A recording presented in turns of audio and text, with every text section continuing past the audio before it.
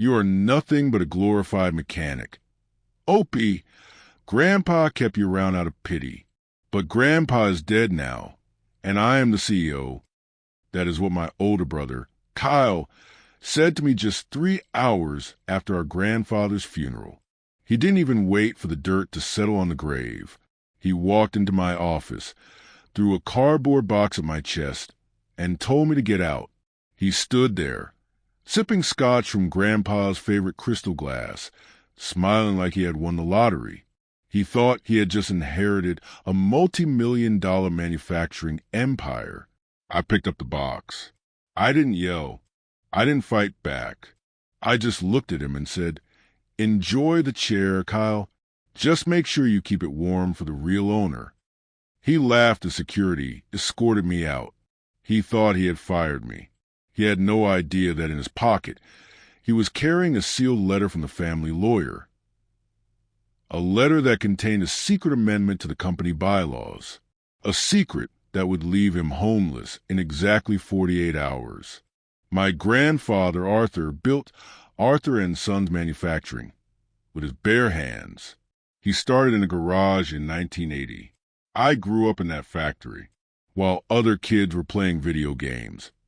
I was with Grandpa, learning how the machines worked, how to fix the engines, and how to treat the workers with respect. I loved the smell of oil and steel. My brother, Kyle, he hated it.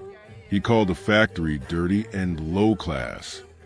He went to business school, got an expensive MBA on Grandpa's dime, and spent most of his time partying on yachts.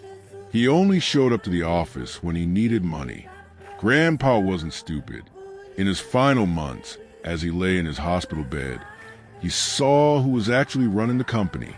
He saw me working 14-hour shifts to keep production moving.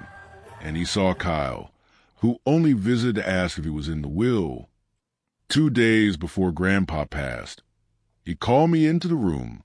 He sent the nurses out. He held my hand. His grip was weak, but his eyes were sharp. He whispered, "Let Kyle think he won. Let his ego be his trap." I didn't understand what he meant until the funeral. The funeral was heartbreaking. The factory workers were crying. But Kyle, he was busy networking with investors at the gravesite. It was disgusting. Immediately after the service, Kyle called an emergency board meeting. He walked in, sat at the head of the table, and announced his new vision. "We are selling the factory land." Kyle announced, "We are outsourcing production overseas. We are firing 200 workers to maximize profits." My heart stopped. "You can't do that." I stood up. "Grandpa promised these people jobs for life." Kyle smirked. "Grandpa was a sentimental old fool. This is business. And as the eldest son, I assume control. You, little brother, are fired for insubordination. Security." That brings us back to the moment he kicked me out. I walked out to the parking lot, my heart pounding. I saw the workers, men and women I had known for 20 years, looking terrified about their future. My phone rang. It was Mr. Henderson, Grandpa's personal lawyer for 40 years. "Opie," he said, his voice calm. "Is he done?" "Yes," I said. "He fired me. He's selling the company." "Good," Mr. Henderson said.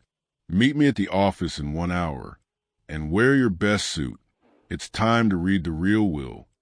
The next morning, Kyle was popping champagne in the CEO's office with his consultant friends. They were already listing the factory equipment for sale online. Suddenly, the door burst open. I walked in, followed by Mr. Henderson and 2 large security guards. "Security!" Kyle screamed. "I told you this trash was banned from the building." "Sit down, Kyle," Mr. Henderson boomed. His voice silenced the room. "You work for me." Kyle yelled. "Actually," Mr. Henderson adjusted his glasses, "I work for the majority shareholder. And according to the last will and testament of Arthur Sr., that is not you." Kyle froze.